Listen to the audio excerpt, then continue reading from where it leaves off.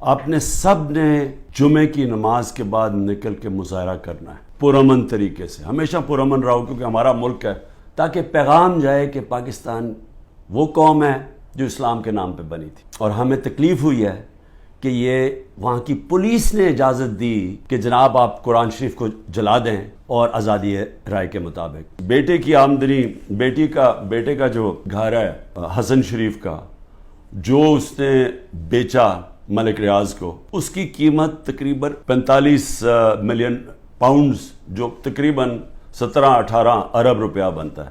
تو وہ کدھر سے پیسہ آیا تو یہ کوئی نہیں بتا سکتا۔ بیٹے یہاں سے باہر بھاگ گئے کیونکہ وہ بتا نہیں سکتے تھے۔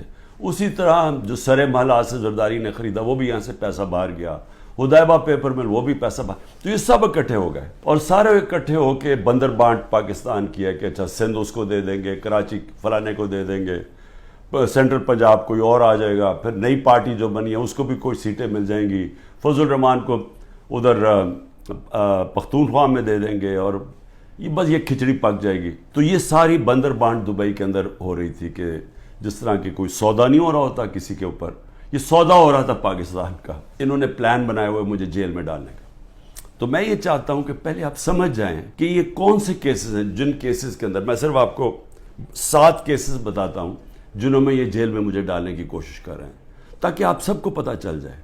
اور وہ میں اس لیے چاہتا ہوں کیونکہ میڈیا تو سارا کنٹرولڈ ہے، تو انہوں نے تو وہ ایک دم میڈیا میں پکڑنا ہے اور شور مچا دینا ہے کہ جی عمران کی چوری پکڑی گئی۔ وکیل کا قتل ہوتا ہے 10:30 بجے، 11:30 بجے پولیس میں رپورٹ ہوتا ہے۔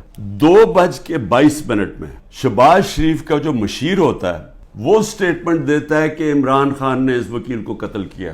اب یہ سمجھیں کہ صرف قتل میں 10:30 سے اور 2 بجے کے اندر وہ فیصلہ کر لیتے ہیں کہ عمران خان نے قتل کیا۔ اس کے بعد کیا ہوتا ہے؟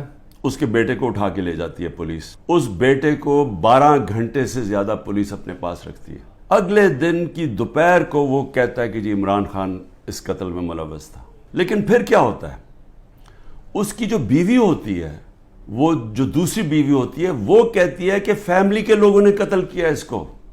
وہ ویڈیو اپنی جاری کرتی ہے۔ سارے کوئٹوں کو پتہ ہے کہ ان کی وہ وکیل کی دشمنیاں تھیں، سب کو پتہ ہے ان کی آپس میں دشمنیاں تھیں۔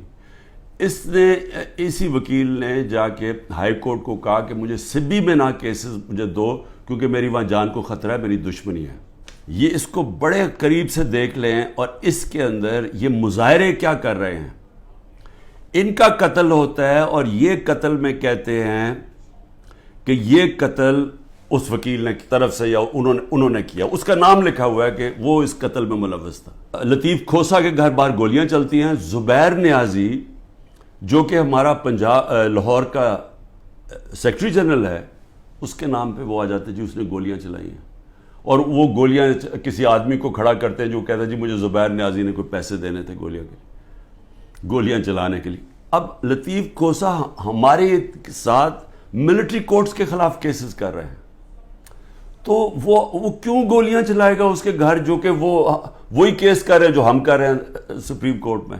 ضلع شاہ کا جب قتل ہوتا ہے، سب سے پہلے 302 میرے اوپر قتل کا چارج لگا دیتے ہیں۔ 3 دن تک وہ میرے اوپر 302 لگاتے ہیں قتل کا چارج۔ پھر کیا ہوتا ہے؟ اس کا پوسٹ مارٹم ہو جاتا ہے۔ پوسٹ مارٹم میں پتہ چلتا ہے 26 جگہ اس کے اوپر تشدد ہوا ہوتا ہے۔ تو اب ظاہر ہے وہ یہ تو نہیں کہہ سکتے تھے کہ عمران خان نے اس کو تشدد کروا کے اپنے کارکن کو مار دیا، تو انہوں نے پھر ایکسیڈنٹ اس کا ڈال دیا۔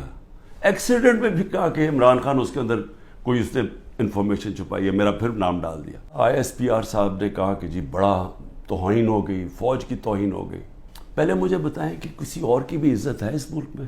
کہ ایک آدمی 50 سال سے دنیا مجھے جانتی ہے، کرکٹ کی وجہ سے جانتی ہے، ساری دنیا کے اندر وہ خبریں گئی، وہ دکھایا مجھے جس طرح پکڑ کے لے کے جا رہے ہیں کہ جس طرح کوئی پتہ نہیں کوئی مجرم ہے، دہشت گرد ہے۔ پھر کہا جی کرپشن کیس پہ لے کے جا رہے ہیں، وہ کرپشن کیس کے اوپر بھی میں آنے لگا ہوں۔ لوگوں کو جو اس طرح ڈنڈے مارے انہوں نے، جو مظلوم ہے جن سے ظلم ہوا اس کو ہی پکڑ کے اسی کے اوپر کیسز کرنے شروع کر دیے۔ جیل میں بند ہے اور کیسز شروع ہو گئے کہ جی اس کی ایما کے اوپر یہ ہوا ہے تو اس کی وجہ سے یہ ہوا ہے، اور جی کوئی ملٹری کورٹ سب پتہ چلیں گے کہ جو بتائیں گے اصل میں کتنا بڑا وہ غداری کر رہا تھا عمران خان قوم کے ساتھ۔ فرانس کے اندر ایک لڑکے کو پولیس نے 16 سال کے لڑکے کو گولی ماری. ابھی تک فرانس جل رہا ہے. 1000 سے زیادہ بلڈنگز جل گئی ہیں, گاڑیاں جل گئی ہیں. مشکل نیشنل کرائسس آ گیا ہے. معافی مانگ رہی ہے پولیس کے, جی بڑی غلطی ہوگی, اس کے خلاف ایکشن لیا جائے گا.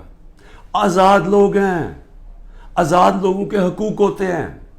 لوگ نکلیں اپنی آزادی کے لیے کہ کیسے جرأت پڑی پولیس کو گولی مارنے کی. یہاں 16 لوگوں کا آج تک ٹی وی پہ نام ہی نہیں لیا جا رہا. سب نہتے تھے. ابھی مجھے ملنے آئے ان کے 2 بچے, ایک چھوٹے بچے جس کے باپ کو گولی مار دی. وہ دبئی سے کام کر رہے, وہ ایسی مظاہرے کے اندر کھڑا ہوا تھا, گولی چلا دی وہاں. مجھے لوگوں نے کہا عمران صاحب آپ نے تو بڑی غلطی کی اپنی گورنمنٹس کرا کے, گورنمنٹس ڈیزالو کر کے. میں نے اپنی گورنمنٹس ڈیزالو آئین کے مطابق کی تھی. میں اپنے سمجھتا تھا کہ ہمارے ملک میں ہمارے سارے وکلا, ہمارے سارے ججز آئین کے ساتھ کھڑے ہو جائیں گے. اب گورنمنٹ کہتی ہے کہ جی اگر ملٹری کورٹس, اگر اس نے خلاف فیصلہ کیا سپریم کورٹ نے, تو ہم سپریم کورٹ کے فیصلے نہیں مانیں گے. بشرا بیگم کے اوپر کیس ڈال دیے. کیا ہے جی کہ وہ کبھی گاؤں میں گئی بھی نہیں ہے. اس کے گاؤں میں جی 20 سال کے بعد ایک جگہ سڑک بن گئی. اینٹی کرپشن کا کیس اس پہ کر دیا. میری چھوٹی بہن عظما, اس کے اوپر اینٹی کرپشن مجھے بیچ میں ڈال دیا کہ جی میں جب پرائم منسٹر تھا میں نے اس کو بڑی سستی کوئی زمین دلوا دی ہے یا لوگوں سے قبضہ کر کے. ان کو اتنا نہیں پتا کہ وہ چیک سے اس نے پیسے دیے. اس نے پہلا چیک کس دن دیا؟ 25 اپریل. 25 اپریل 2022 کو عمران خان پرائم منسٹر نہیں تھا, تو 25 اپریل کو ایک چیک ہے وہ اب, اور دوسرا چیک دیا ہے 2 جون کو. اور کتنے کے چیک ہیں؟ 6 کروڑ روپے کے. تو اس نے چیک کے سے پیمنٹ کی ہے. القادر یونیورسٹی جو چیریٹیبل ٹرسٹ ہے, مفت تعلیم اس طبقے کو دی جا رہی ہے جو بچے کبھی یونیورسٹی تعلیم نہیں لے سکتے, مفت تعلیم ان کو مل رہی ہے وہاں.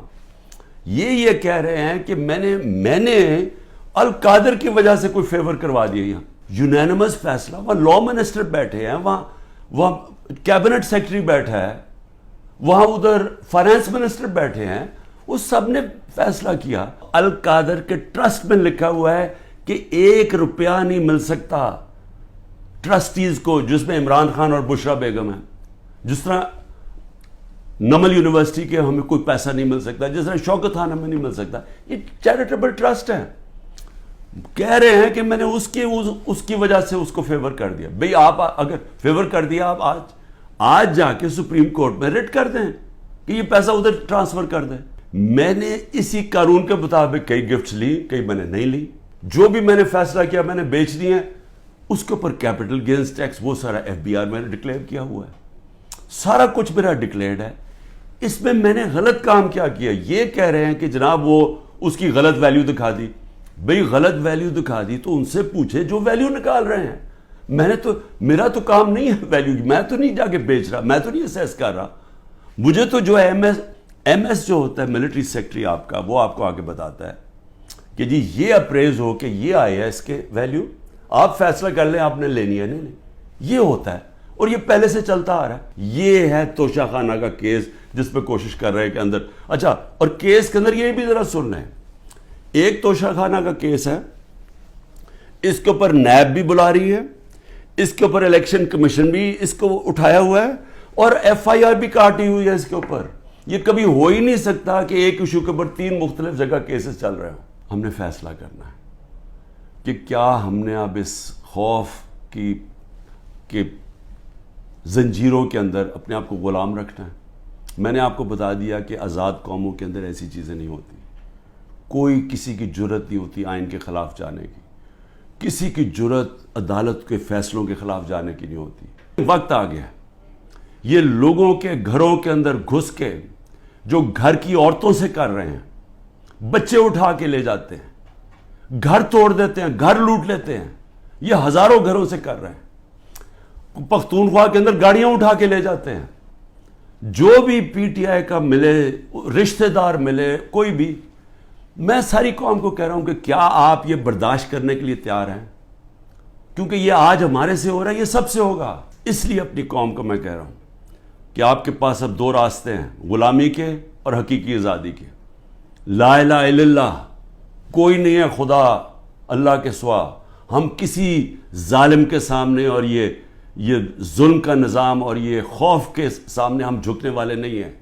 ہم نبی صلی اللہ علیہ وسلم محمد مصطفیٰ دنیا کے سب سے عظیم لیڈر، ہم ان کی امت ہیں، اور وقت آ گیا ہے کہ ہم اب اپنا سٹینڈ لیں اور پرامن طریقے سے تیاری کریں نکلنے کے لیے سڑکوں پہ.